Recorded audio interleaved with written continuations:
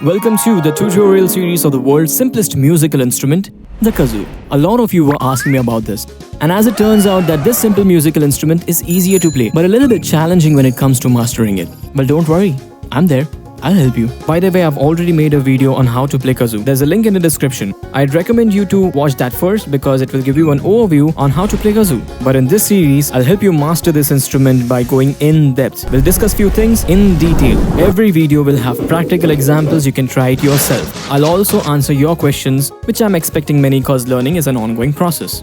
As this is an introductory video, let's get familiar with the instrument you're going to play. Let's get to know how this thing works and eliminate few challenges, especially for the ones who are just starting out. Kazoo is an instrument which amplifies your voice, which means when you hum, it gives you the sound. So it eliminates the questions like, what scale of kazoo should I buy? Well, the answer is, it doesn't have any scale. It is totally dependent on your vocals. Let's say you buy a new kazoo. Link in the description if you haven't purchased kazoo already and you're just getting started. You are excited and you open the package and you imagine yourself playing Beethoven, and when you hum on it, you don't get the expected sound. Instead of the sound of the kazoo, you hear your own muffled voice. Or maybe you do get the kazoo sound, but it goes on and off. You start to panic. You're like, oh my god, my money is wasted. I've got a defective piece. Red alert, red alert. Yeah. Relax, chill. It's completely normal.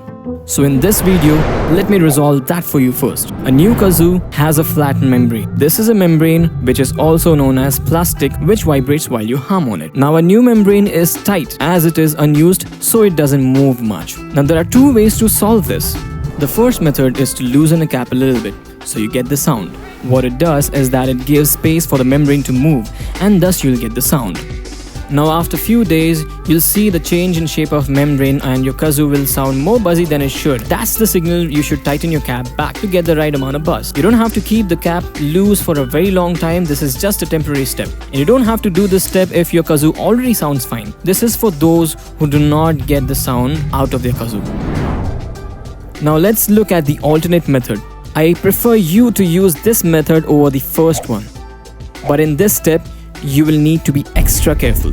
I call this finger pressure method. I'm sorry if it sounds wrong. Now all you have to do is hum into kazoo, and while humming, place your finger on membrane gently, enough to block the sound. Remember, gently. These things are delicate. And then apply the pressure gently and then release it and do it multiple times. It will sound something like this.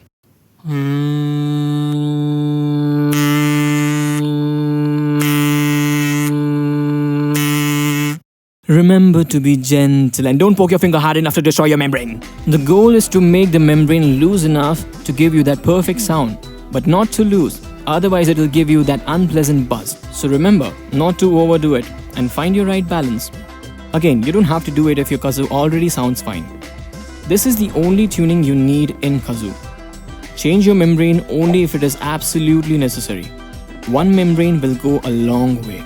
This was just to get you all set so that your instrument is ready to play. Setting up your instrument is the most important part because if your instrument sounds good, learning and playing becomes more enjoyable. Remember, in this series we'll be learning in detail, so might go a little slow. So stick with me, okay? Trust me, you'll get a strong hold.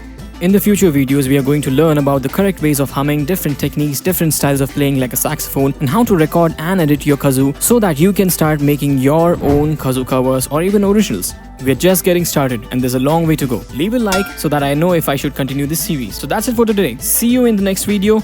Peace. If you like this video, then like the video. If you're new to this channel, then subscribe and hit the bell icon and comment for suggestions. Bye bye.